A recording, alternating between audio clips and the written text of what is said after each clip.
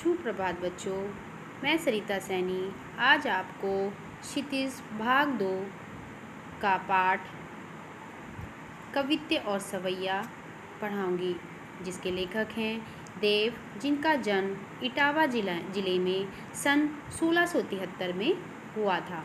तो हम बच्चों पढ़ेंगे और इसकी हम व्याख्या देखेंगे।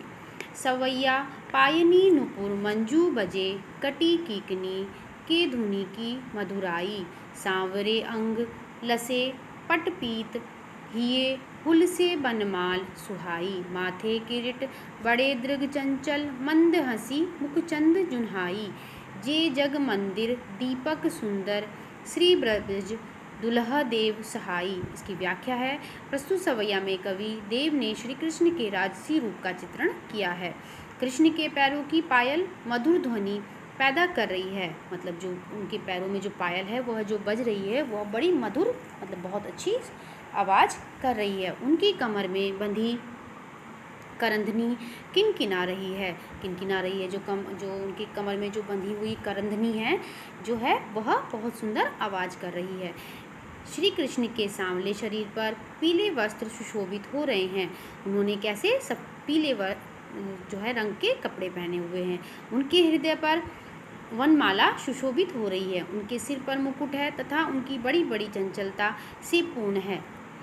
उनका मुख चंद्रमा के समान पूर्ण है। कवि कहते हैं कि कृष्ण संसार रूपी मंदिर में सुंदर दीपक के समान प्रकाशमान है, अतः कृष्ण समस्त संसार को प्रकाशित कर रहे हैं।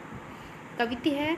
डार द्रुम पलना बिछोना नव पल्लव के सुमन झिंगोला, सोहे तन छवि भारी दे पवन झुलावे, के की किर बतरावे देव, कोकिल हलावे हुल सावे कर तारी दे, पुरित पगार सो उतारो करे राई नोन, कंजकली नायिका लतान सिर सारी दे, मदन मही जू को बालक बसंत ताही, प्रातही जगावत गुलाब चटकारी दे। इसकी हम व्याख्या पढ़ेंगे। प्रस्तुत कवित्ते में कवि देव ने बसंत ऋतु का बड़ा ही हृदयग्राही वर्णन किया है। उन्होंने वसंत की कल्पना कामदेव के नव शिशु के रूप में की है।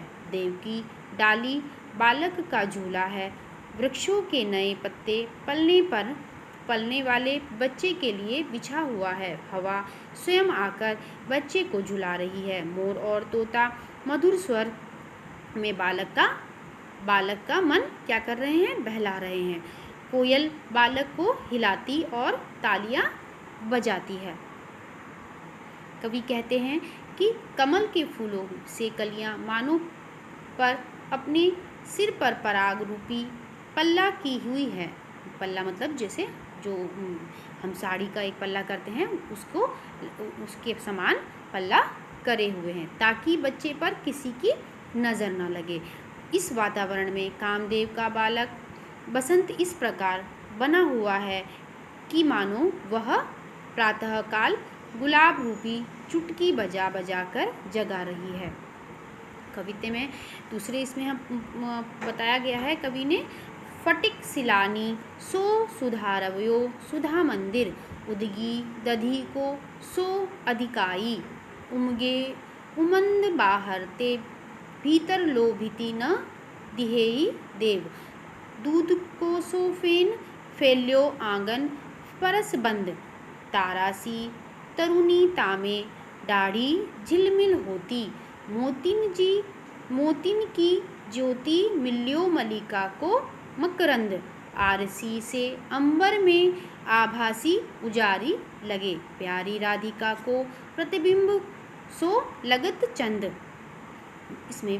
इस व्याख्या में कवि जी ने क्या बोला है। प्रस्तुत कवित्ते में कवि देव ने शरदकालीन पूर्णिमा की रात का बड़ा ही हृदयगामी वर्णन किया है। चांदनी रात का चंद्रमा बहुत ही उज्जवल और शोभायमान हो रहा है। जो आकाश में जैसे जो चंद्रमा है वह बहुत ही सुंदर चांदनी बिखेर रहा है। चांदनी रात का चंद्रमा बहुत ही उज्जवल सुशोभित हो रहा है। आकाश स्फटिक पत्थर के से बने मंदिर के समान लग रहा है। उनकी सुंदरता सफ़ेद दही के समान उमड़ रही है। मंदिर के आंगन में दूध से झाग के समान चंद्रमा के किरणें के समान विशाल फर्श बना हुआ है। आकाश में फैले मंदिर के शीशे के समान पारदर्शी लग रहा है। चंद्रमा अपनी चांदनी बिखेरता कृष्ण की प्रेमिका राधिका के प्रतिबिंब के समान प्यारा लग रहा है।